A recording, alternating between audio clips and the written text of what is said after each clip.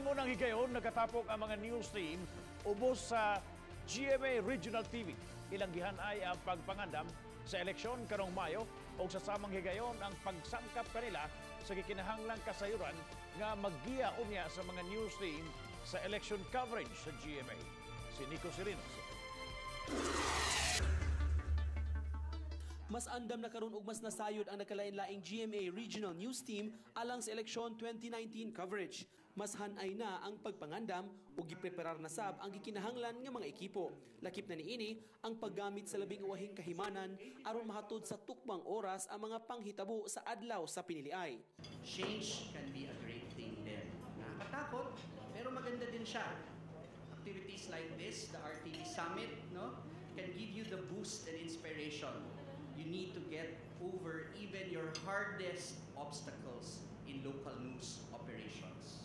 Sa open forum, si Gia nga mo'y head sa local source code review ug random manual audit operations mitataw nga sagad sa mga sayop sa miaging 2016 automated elections mao ang shading.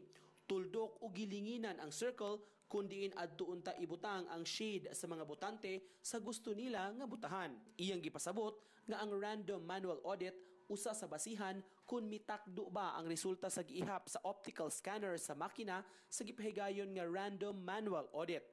Mga election disputes, mga criminal offenses, yung mga nahuli na hindi na-resolve prior to elections, bahagi po ng electoral process yun.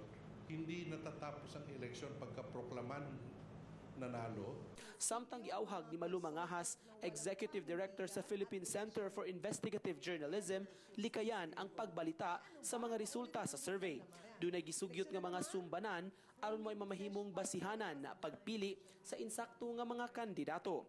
Gituki-isab ni Mangahas ang mga political clans nga mo'y maghari sa mga dapit kundiin mausab man ang sistema sa pangagamhanan sa nasod ngadto na sa federal form of government.